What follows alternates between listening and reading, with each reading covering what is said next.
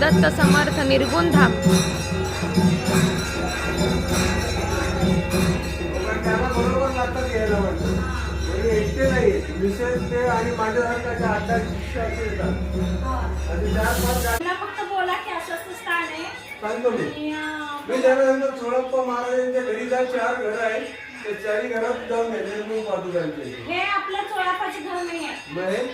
हे आपलं दत्त समर्थ निर्गुण धाम दत्तांचं स्थान आहे, गुरुस्थान आहे. गुरुचं स्थान आहे आपलं. म्हणजे वाडे सगळे तेच आहेत.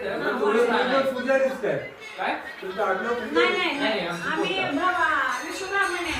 आम्हाला काय झालंय आम्ही 2011 पासून अन्नदान सेवा अशी चालू आहे. मग स्थापना केली 2011 ला. ट्रस्ट केलेलं आहे. हे मंदिर आहे खासगी. त्यामुळे इथं भक्तांसाठी काय करत नव्हतं त्यांनी. मग आपण अन्नदान सेवा ते त्यांच्या मालकीचं आहे पूर्ण.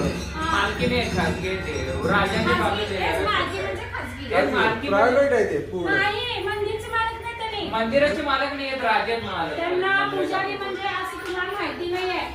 नाही कारण त्यांच्याकडे जाता येतं किंवा त्यांनी माहिती दिलेली नाहीये. त्यांना करून खायला राजाने दिलेलं आहे त्यांना. ते राजाने मंदिर बांधलं. राजांची जागा आहे. म्हणजे माहिती आहे मालोजी राजांची जागा आहे. मालकी राजांची जागा आहे. म्हणजे त्याही घराण्याला ओळखतो माझ्याकडे येतात. हे पुजाऱ्यांना नाही मौल्याला होतं.